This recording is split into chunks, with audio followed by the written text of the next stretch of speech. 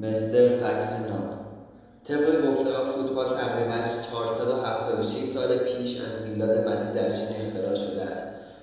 دو، کشورهای عضو فیفا بیشتر از کشورهای عضو سازمان ملل متحد هستند.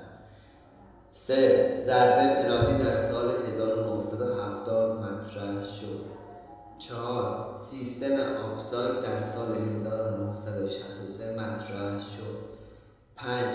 تا سال 1881 در مسابقات فوتبال از داور استفاده نمی‌شد تا آن سال بازیکنان خودشان را در صحنه‌ها را قضاوت می‌کردند.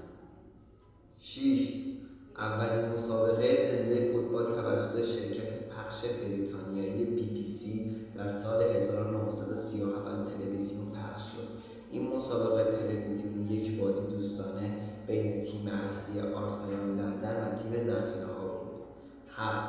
اولین باشگاه فوتبال جهان باشگاه انگلیسی شفیلد FC میباشد که در سال 1857 میلادی تأسیس شد.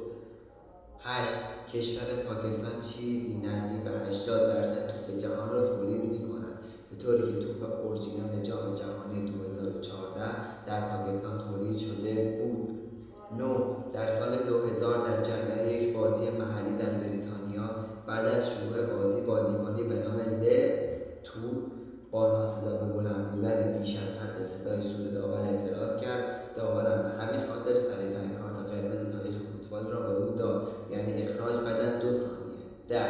پسری 20 ماهه بعد از بستن قراردادی 5 ساله با باشگاه بلژیکی با کمتر از 2 سال سن و عدم توان صحبت کردن به جوان‌ترین فوتبالیست حرفه‌ای تاکنون با تیم قرارداد بسته تبدیل شد. امیدوارم از این